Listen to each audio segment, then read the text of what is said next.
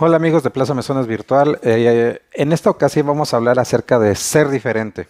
¿Qué significa ser diferente? Significa que debes de encontrar una diferenciación con respecto a lo que haces y cómo lo haces. Todos los días interactúo con muchos clientes y ellos me dicen, oye, ¿sabes qué? Es que quiero que me des este precio más barato, quiero que a ver si podemos conseguir un precio más económico con respecto a tal cosa. Y esa es la forma errónea de trabajar. La forma errónea de trabajar siempre va a ser creer que solamente tenemos una variable para ser diferente. Entonces, como nosotros damos más barato, entonces vamos a obtener al cliente. Pero no es cierto, las personas no funcionan así. No funciona así la mercadotecnia y no es la razón por la cual nosotros debemos de enfocarnos en eso. Lo que tenemos que hacer es ser diferentes. Entonces, la razón por la cual vamos a platicar con respecto a ser diferentes es porque esto atañe completamente a la industria del lápiz. Nosotros actualmente tenemos una cantidad de lápices gigantesca. Tenemos muchísimas opciones, pero no muchas opciones significa que algo sea mejor o que sea peor. Significa simplemente que las empresas han enfocado todos sus recursos en querernos decir que son diferentes. Pero si analizamos la historia del lápiz, en 1755 Nicolas Jacques Conté, que de hecho esa es la razón por la cual los lápices Conté se llaman Conté, de Bic, intentaron solucionar un problema. ¿Cuál era el problema? El problema es que los franceses tenían una dependencia de grafito con los ingleses. Los ingleses a su vez habían importado la tecnología también de los chinos. Entonces ahí es donde empiezan a hacer toda esta tecnología de lo que es el grafito para escribir. Entonces, él desarrolla precisamente la forma de encapsular una crayola de grafito dentro de la madera y entonces se genera el primer lápiz. De 1755 a 1790 tenemos a la empresa Hartmut, que es una de las empresas más prestigiosas de hacer lápices. De hecho, yo diría que es una de las mejores del mundo. Evidentemente, si puedes comprarte un lápiz Hartmut y lo puedes costear, cómpratelo. Es una experiencia en sí. Entonces, Hartmut se dio cuenta de que todos habían copiado la tecnología. Y ahí es donde empieza el problema de las patentes. Las patentes dicen que cuando los productos son tan sencillos, entonces evidentemente todos lo pueden copiar. Ha pasado con muchos productos a lo largo de la historia. Entonces, ¿qué fue lo que pasó con Hartmut? Hartmut en 1889 dijo, hey, todos me han copiado mis lápices, todos me han copiado mis patentes, todos me han copiado. Entonces empezó a buscar un diferenciador. ¿Cuál diferenciador?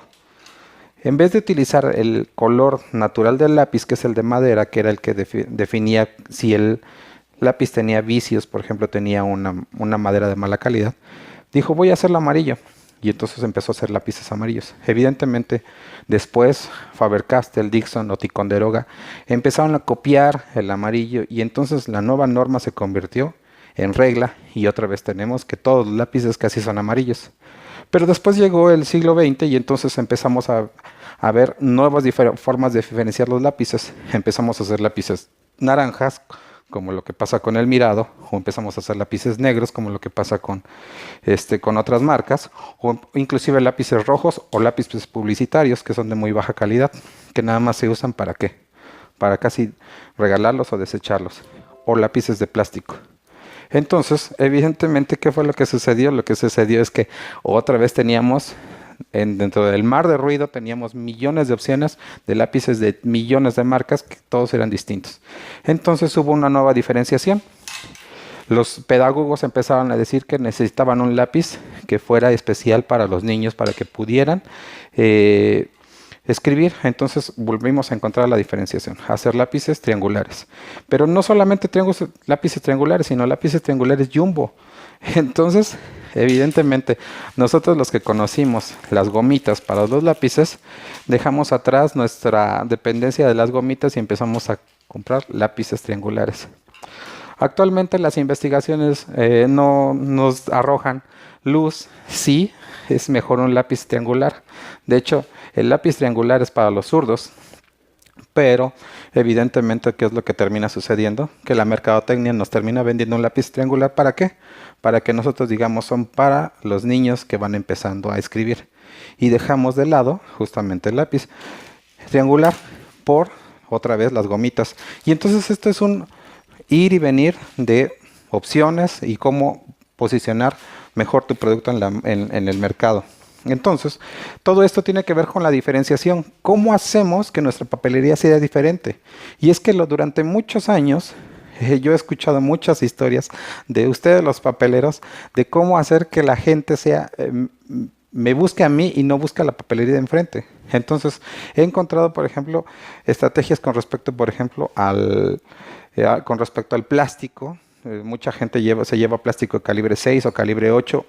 La gente compra calibre 13 para que entonces vayan por el plástico o vayan por las marcas que trabajan, o inclusive, por ejemplo, hasta tarjetas, por ejemplo, de consumo. Oye, ¿sabes que cada vez que vengas te voy a sellar tu tarjeta y cuando tengas 5 o 10 consumos, igual que el café, te voy a dar algo gratis? O otras cosas. Inclusive, por ejemplo, ponen computadoras del café internet, regalan horas. La cuestión es el talento, es cómo tú vas a hacer que seas diferente de las personas. Entonces, el límite es, ahora sí que, el límite es el talento que tú le impongas a tu papelería para ser distinto de todos los demás, y entonces vayan a tu papelería y no vayan a la de al lado.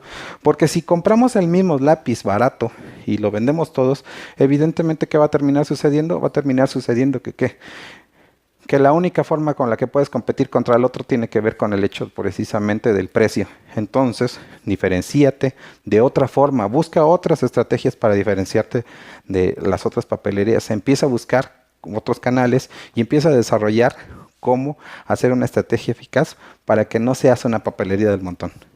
Bueno, nos vemos en la siguiente cápsula. Hasta luego.